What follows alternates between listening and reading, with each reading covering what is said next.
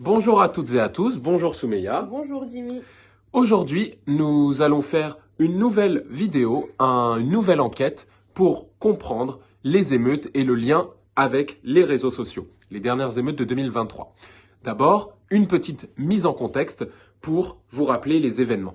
Donc à la suite de la mort de l'adolescent Nahel Merzouk par un tir à bout portant d'un policier à Nanterre le 27 juin 2023, de nombreuses émeutes ont éclaté partout en France et je suis sûr que vous vous en rappelez. Ces dernières, rejointes par de jeunes adultes, voire même des adolescents, ont fait l'objet d'une attention toute particulière de la part de la classe politique française.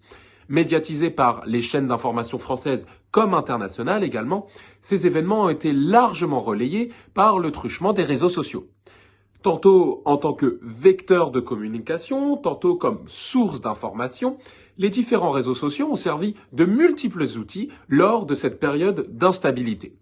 Nous souhaitons par conséquent nous pencher sur ces diverses utilisations en nous demandant dans quelle mesure les réseaux sociaux ont servi de vecteurs de communication et d'information dans le cadre des récentes émeutes en France en 2023. Et je laisse Soumeya continuer. Donc, nous allons d'abord faire un rapide rappel des faits avant de nous pencher spécifiquement sur notre étude. Donc, comme l'expliquait Jimmy, les émeutes qui ont suivi le décès de Nahel Merzouk ont débuté dès le 27 juin 2023 à Nanterre plus précisément, après la mort tragique de ce jeune de 17 ans abattu à bout portant par un policier nommé Florian M.